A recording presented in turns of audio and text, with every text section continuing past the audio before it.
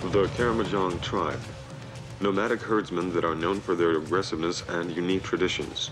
Totally dependent on the benevolence of nature, they are ruthless in armed conflicts with neighboring tribes, with whom they are in a constant state of warfare.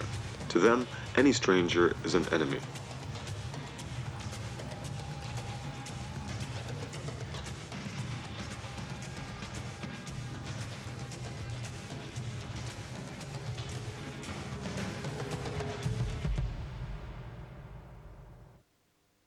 Karamojong is an amazing and dangerous land. Regular dry spells alternate with rainstorms. Living here is something a civilized person finds hard to imagine. Local wars are a way of life for these tribes. Conflicts are as regular as the change of seasons. The Karamojong people have lived here for thousands of years, their way of life virtually unchanged. This land is located in Uganda on the border with Sudan. For 6 months of the year, from April till October, the rain season effectively isolates the Karamojong from the outside world. Only after a month of merciless sun can you enter this territory. Karamojong is one of the last wild regions of Africa where European influence is barely noticeable. Ancient traditions have remained unchanged. Man and beast continue to live by their own laws. However, this unique culture may soon disappear without a trace. The reason for this is the discovery of colossal gold deposits. In order to mine these regions, the Ugandan government is using Western companies. Probably, in a few years, the region will turn into a network of highways, railroads, and concrete cities. And the local inhabitants, who still maintain their ancient lifestyle, will become miners and slowly lose their traditions to modern civilization.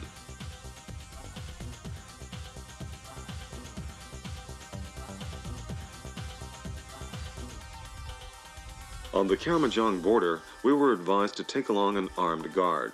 He quite frankly told us that he could not promise us total security. He also advised that we ourselves carry weapons. But finally, we decided to venture into the heartland of this mysterious and poorly explored territory unarmed. We were going to a land populated by not only the most militant, but also the tallest natives on our planet. The average height of the Karamojong is 2 meters. They are also considered the most dark-skinned of Africans, with pigment spots even on their tongues. About 100 years ago, when ivory hunters from Zanzibar first began to venture into these territories, Karamojong was home to numerous herds of elephants whose tusks reached 1.5 meters in length. Today, however, it is quite rare to spot a herd of wild elephants. We were fortunate. We came across a whole family of elephants who were joyfully rolling in the cool mud. Sadly, with the arrival of Europeans, the elephants were nearly extinct, while the natives learned to trade their ivory tusks for weapons.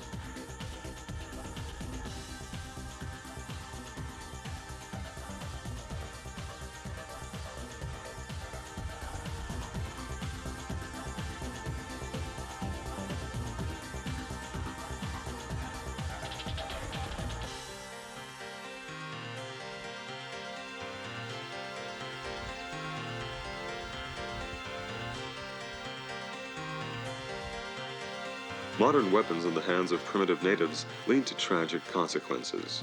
When people with a Stone Age mentality who worship the spirits of their ancestors and strictly observe ancient traditions get their hands on weapons, they will never give them up voluntarily. From the age of 12, the males of the tribe are inseparable from their carbine or machine gun, although some 50 years ago, weapons other than bows and arrows were unknown to this region. It took the Karamojong only a few decades to annihilate almost all of the living things around them. Warfare with the traditional enemies of the Karamojong, the Pokot and Turkana tribes, turned into bloody massacres. The situation in Karamojong is very hard to control.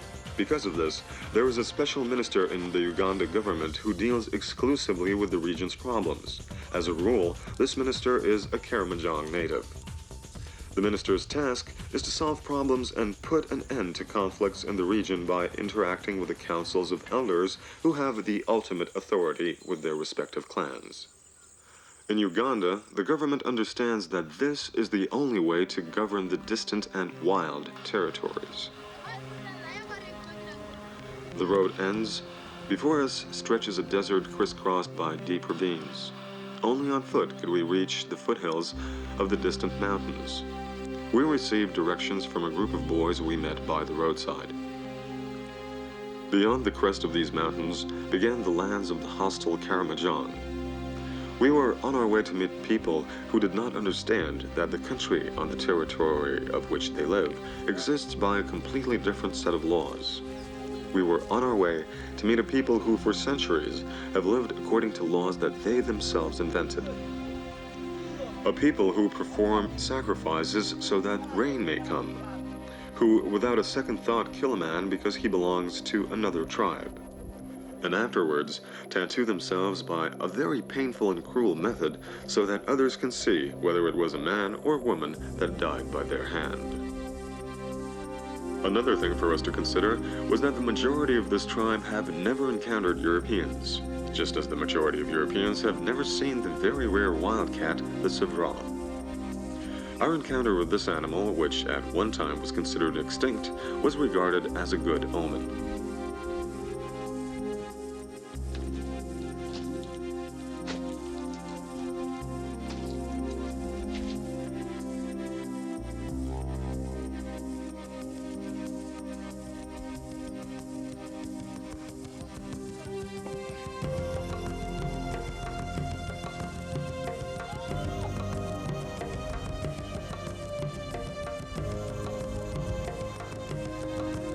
Somewhere beyond the horizon stood the village. We could not even imagine what awaited us there. Finally, we arrived. 3 rows of thorn bushes marked the land of the Pei clan. Translated, Pei means wild dogs. The only way of entering the village was to crawl along the narrow paths that led through the hedge. Few people came to welcome us, women and children only. We had yet to meet the men of the village.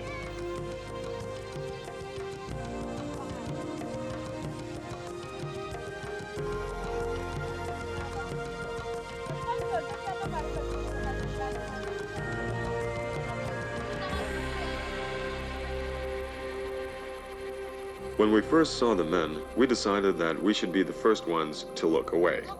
Carefully, we walked around the village, anxiously looking in every direction.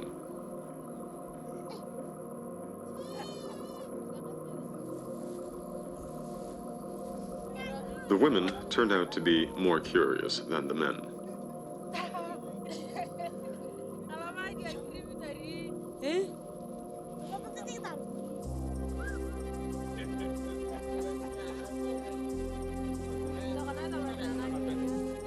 We could not help but notice that our welcome was not a particularly friendly one.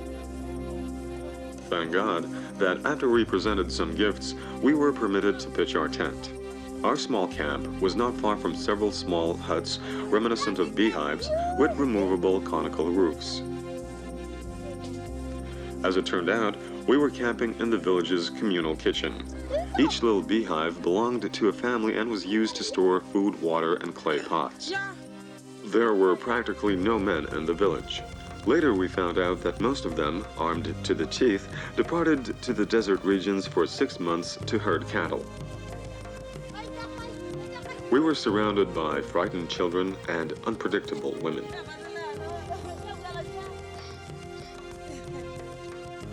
When the most curious and coquettish native decided she wanted to know the mechanics behind the pitching of tents, the chief of the tribe approached us. Having received a knife as a gift from us, he appeared a bit more friendly.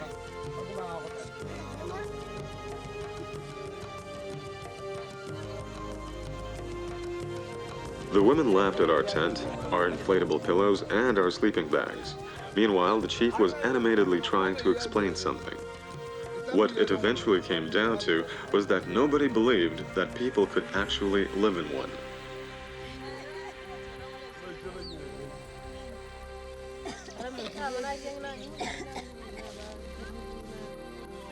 The Karimojongs themselves live in huts that resemble swallows' nests. The only way a full-grown man can enter such a dwelling is by crawling through a narrow bottleneck-like opening.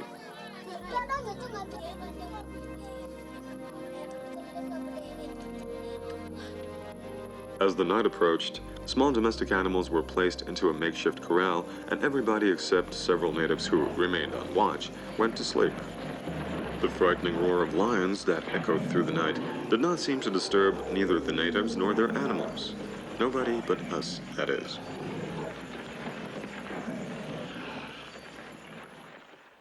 The Karamojong pay a great deal of attention to their appearance.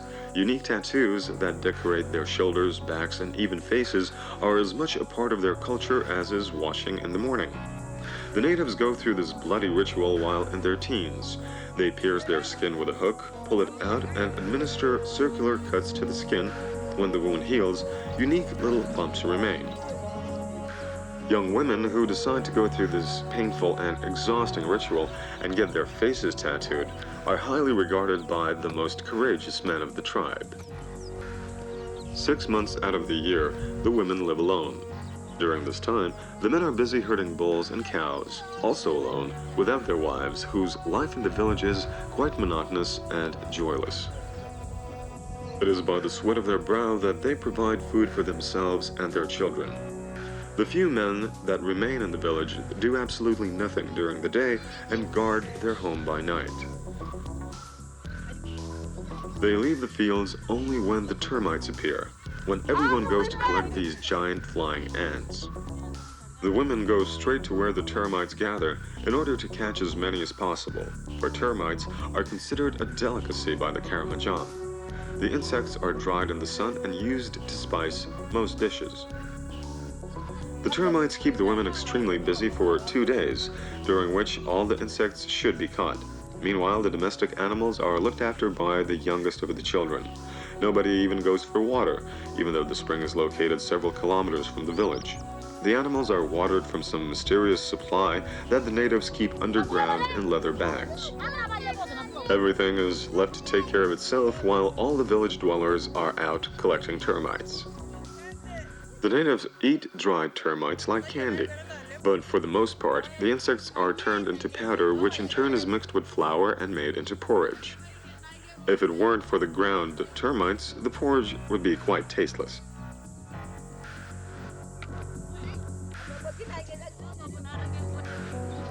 In marriage, the Karamojong women are completely dependent on their husbands. Men can marry as many women as they can afford. The bride's family receives cows in exchange for their daughter's hand in marriage. If the husband dies, his wife should be prepared to take her life also. Each bride is given a rope on the day of her marriage, for at the very heart of Karimojong is a frightening place. It is called the Stream of the Hanged.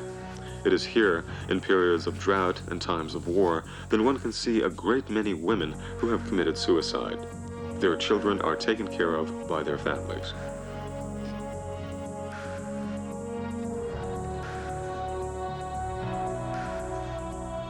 When a child is born, its name is already known. The firstborn, regardless of its sex, will be named after its grandfather. The second is named after the grandmother, the third after its great-grandfather, and so on. The Karamojong do not have male or female names.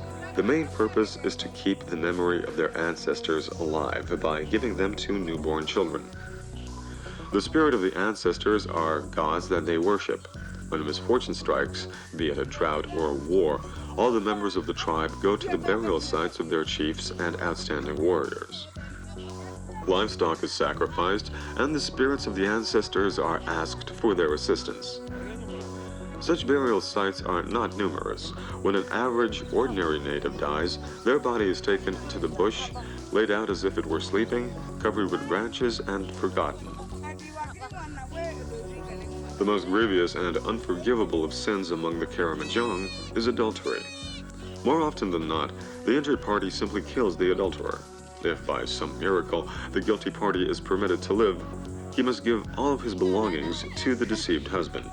And not just the things he possesses at that time, but everything he acquires in the future he must also surrender to the unfaithful wife's husband. It will continue until the husband admits that he himself is satisfied. The confiscated possessions, meanwhile, are divided among all the members of the family, because infidelity throws a shadow over the honor of the whole family. The Karamojong women have days of happiness. These are the days when the herd returns to the village together with the Karamojong menfolk, the men who for 6 long months have been separated from their wives.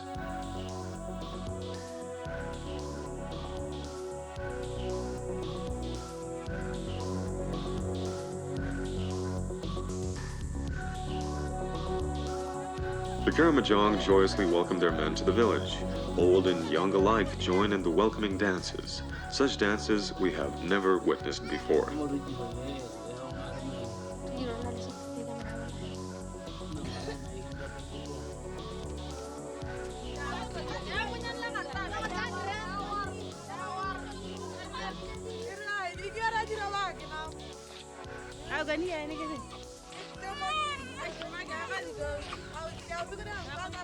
The men prepare for the festive ritual. They have been without their wives for 6 long months.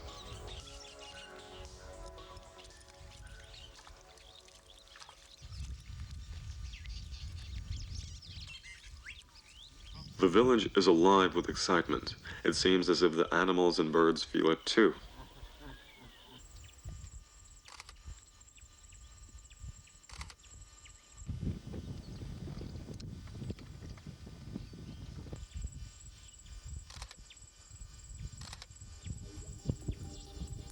The dances of the Karamojong are a joyous celebration of life, yet much more than that. This is the one day of the year when men choose new wives for themselves. Therefore, it is the women who begin the dance. Their goal is to make a favorable impression, and each one tries to catch the eye of the most courageous and wealthy warrior. This is not an easy task.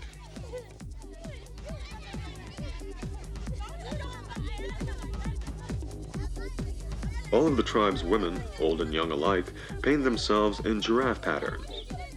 The Karamojong are one of the tallest people on the planet and hold these animals in high esteem.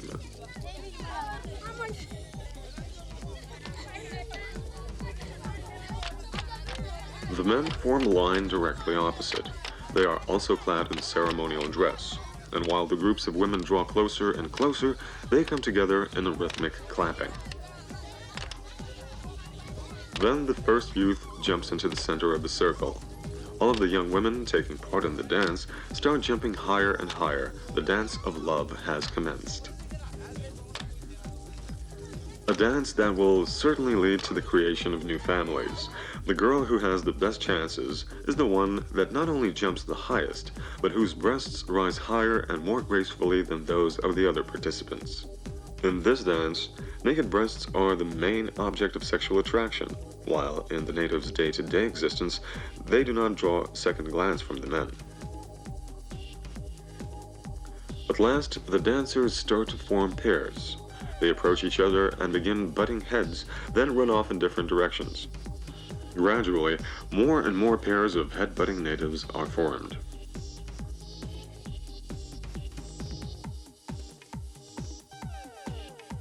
We were invited to join our hosts in this dance. The Karamojong women did not understand why we were hesitant to join in such an exciting ritual. Even the old people participated. They wore wigs made of ostrich feathers and their own hair. Mixed with mud, they are formed into several balls decorated with feathers. The old men already have several wives. Nevertheless, their appearance gives the young women new strength, for surely these men can afford to add a new, young wife to their harems. The young men, meanwhile, try even harder than before.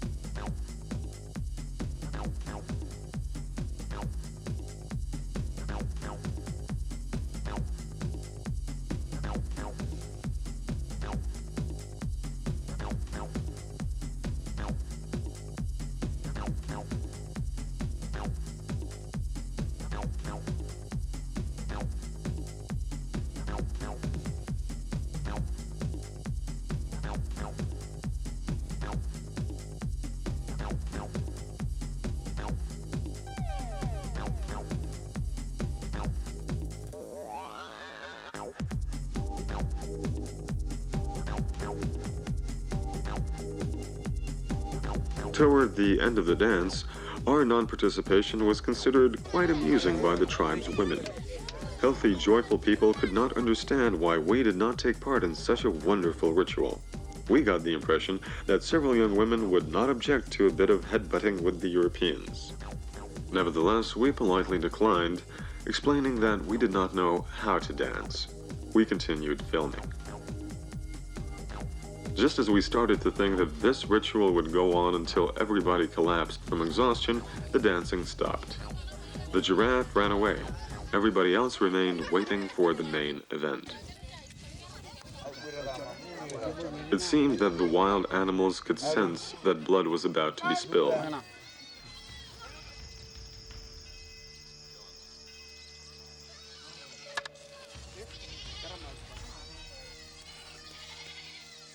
Every Karimojong male has a special totem bull that is regarded as a living part of the man himself. The Karimojong believe that a man cannot survive without a special energy source. The main energy source for the men is the blood of their totem bulls. Completely identifying themselves with their bulls, they state that the animal's blood is their blood.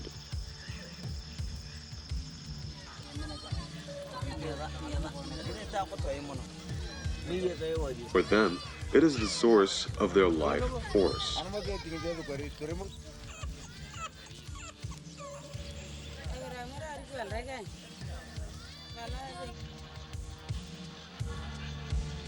Pouring blood over the arrowhead provides it with special powers.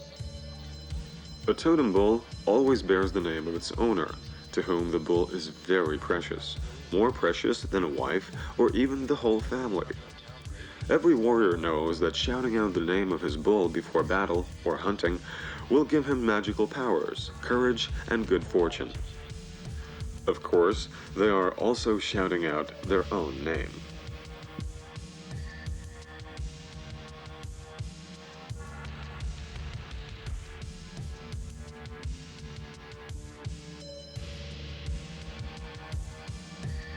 If the owner happens to die before the bull, the animal is sacrificed over the grave of its master. Only the tribe's elder has the right to perform this ritual. A totem animal does not have the right to live on this earth without its master. Besides, they both have the same name. Special ingredients are put into the blood of the bull.